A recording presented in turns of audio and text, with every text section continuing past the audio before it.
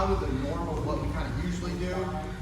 So we find ourselves in single legs, again, especially the no-gi, super popular. So right here is kind of where we are. And I have shown in the past as well, right? We want to stabilize. I even showed this in the gi where we start peeling, and then we kind of get to this spot where we can either knee tap, right? We go straight, try to go straight to mount, or sometimes we'll start working down and kind of into this leg drag position. So all those should be somewhat in our repertoire, right? Or at least in maybe our memory. Right? So we're going to go over a couple different things tonight.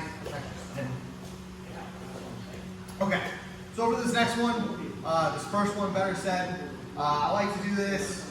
So I guess a disclaimer here, if you're in a tournament setting, this might get you disqualified if you are at certain tournaments. Certain tournaments is perfectly fine, it's allowable, it's whatever. Some tournaments don't like this because what I'm going to end up doing is I'm going to take this foot, I'm going to start angling my knee inward and pushing this foot down. This would actually be considered a reap, which you may have heard before, that terminology. As soon as this foot tends to cross center line, that's a reap. And if you're on top and you force the reap, you can get disqualified. But I think it's viable here. Again, some guys will use this to go into leg locks on the bottom if they're forcing it. In my case, I'm going to force it to try and get to a pass. Okay? So we're here, we're going to stabilize. Again, I need to be wary of heel exposure here. But, you know, it's usually okay because we're going to kind of all do this in like one motion. So what I'm going to do is I'm going to start bending my knee inward. I do like to try to keep, again, my heel as much to the mat as possible to avoid any heel exposure. Even if he does go for the heel hook, he's not going to have a ton of leg control here, so I'm usually okay.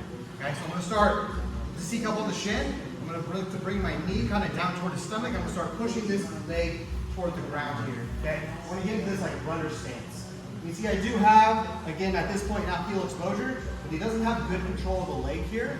There's nothing really to keep him framed. I'm okay. All right. So the next thing I'm going to do is I'm going to take this leg. I'm going to back step around. So I push the leg down. I'm going to back step toward my opponent. Okay. So we back step all the way around. The foot is still here. I'm going to look to settle and go for a cross face here. Okay. So I'm going to cross face my opponent. And I'm just going to bring the crease of my elbow.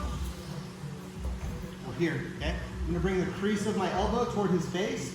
And I'm going to look to kind of like grab the back of his back as I drive this and also kind of pull him into me, right? So like here, okay? This is what we're looking for, okay? And now that my heel is free, I can start kind of like sprawling, okay? To free this, and we can start working into a good side control, all right?